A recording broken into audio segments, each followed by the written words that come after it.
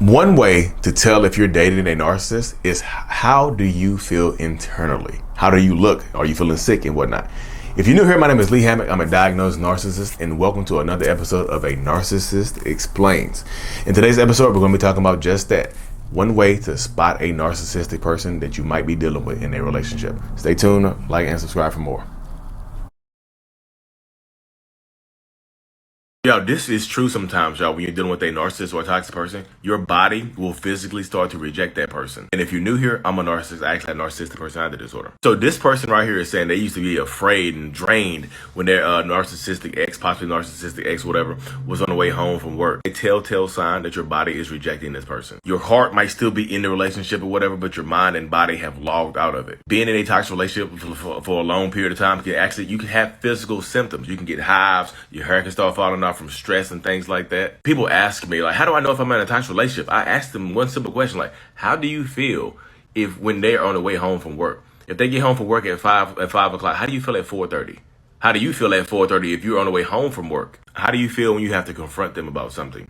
How do you feel when it's time to hold them accountable? Did you start sweating? Did your stomach start hurting thinking about it? Then you might be in a toxic relationship with a narcissistic person, possibly. When your heart and mind are not in aligned, buckle up. So welcome back. Yeah, welcome back. Before we hop into today's episode, y'all have my self-love brand on. I love me. This is the I'm free shirt right here. I'm free. I love me. The link is in the description of every video I do and every podcast I do as well. So if you can read the text on the screen, it says, I realized I was dating a narcissist when I started to be afraid, drained, upset that he got home sooner. I knew he would always be miserable. Yikes. Yikes on bikes. And yes, y'all, just because you feel indifferent about your partner coming home or you feel sick or whatever doesn't necessarily make your partner a narcissist, but it can be a very, very good indicator that you are possibly in a very toxic relationship dynamic. You know what I mean? Like, how do you feel? That's one way to tell if you're in a toxic relationship, y'all. How do you feel? Do you feel like you're going crazy? Do you feel like you're losing your mind? Do you feel like, just like this person said, how do you feel when they're coming home? Let me describe a scenario for you right here, right? Let's just say both of y'all work or they work or you work, whatever the situation is, right? Let's just say you're a stay-at-home parent and your partner gets off at 5 o'clock. So they leave in the morning. 12 o'clock, how do you feel? 1 o'clock, how do you feel? 2 o'clock, how do you feel? 3 o'clock, how do you feel? 4:30. They're on the way home. They get ready to get off work. They get ready to punch out. 4:45. How do you feel right now? 4:55. 5 o'clock. How do you feel at 5 o'clock? Do you have an alarm set? Do you have an internal alarm clock set for when 5 o'clock comes? Because you're feeling queasy right now. Your stomach hurts. Your head hurts. You don't feel good. You're nauseous right now. Are you feeling extra stressed? Are you sweating for no reason? Are your knees weak? Or your arms are heavy? Is there vomit on your sweater already? Is it mom spaghetti? I'm joking, yeah. It's 8 Mile if you don't know it. Let's Lose Yourself by Eminem.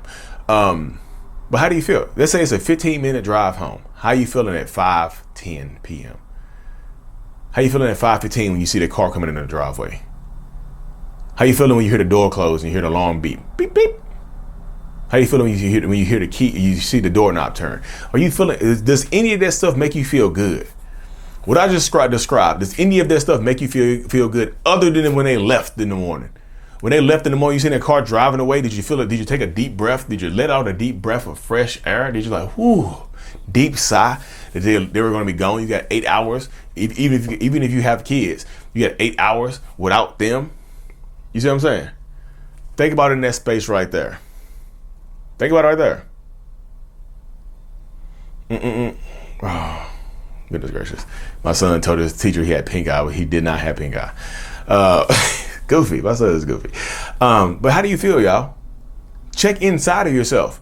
Check inside it, because one of the telltale signs of being in a toxic relationship with a possibly narcissistic person is how do you feel internally? Not about them all the time. How do you feel right now? How do you feel? I probably know, and I understand the dynamic right here, y'all. You've probably been conditioned in this relationship to not feel or not to express your feelings or not to check in on yourself. How do you feel? Now it's time to check in on yourself. That's what we're doing in this video right here, y'all.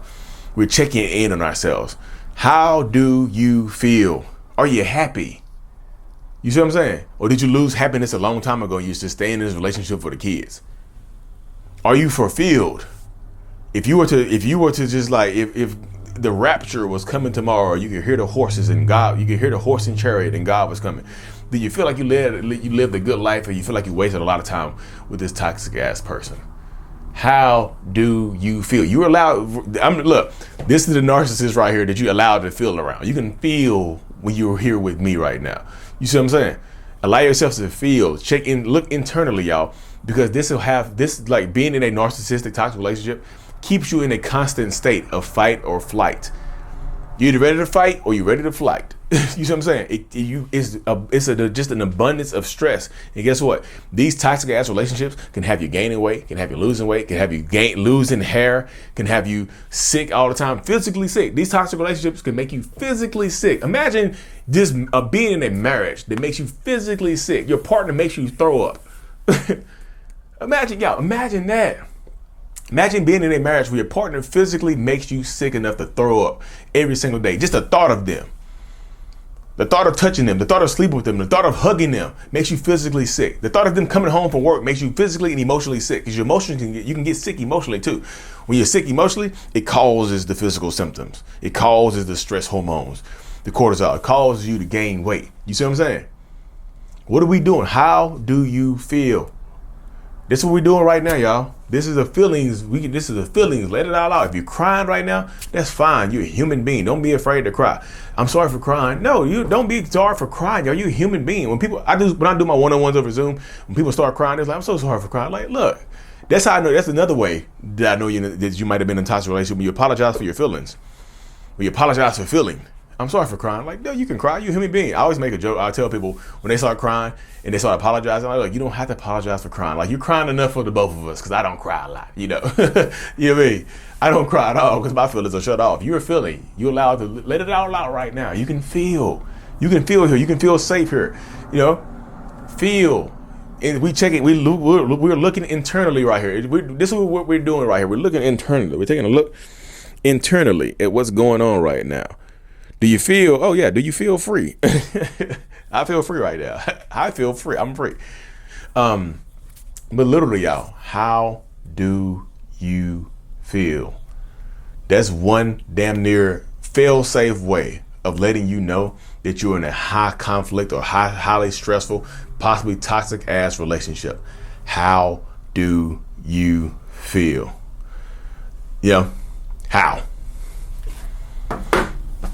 We're gonna end it right there, y'all. I'm not gonna. This episode does not need to be long. This episode got right to the point. You see what I'm saying? How do you feel? Check inside of yourself. Check inside. And then, like I said, as a matter of fact, this is your homework to do today. Drop it in. If you feel comfortable enough, drop it in the comment section. How do you feel? You could help a lot of other people, y'all. Because I can tell you how I feel. I'm free right now. I'm battling. I'm battling. But how do you feel? You can help a lot of people, y'all. Anyways, y'all, like and subscribe for more. Check out the Self-Love Journal on Amazon. Lee Hammock, I Love Me, a self-love journal. Like and subscribe for more. And as always, mental illness is out. Peace.